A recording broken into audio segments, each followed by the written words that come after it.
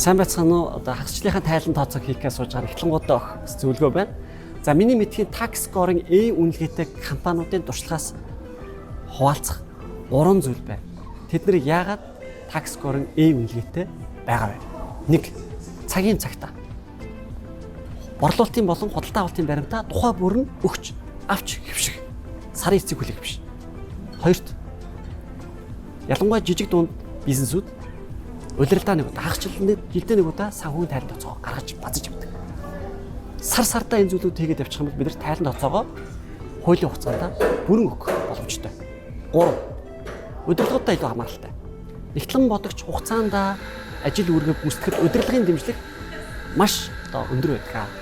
Удирдлагууд хийж байгаа гэрээ хэлцэл, ажил гүйцэтгэлтэй холбоотой мэдээллийг тухай бүр нэгтлэнгуудаа өгөх.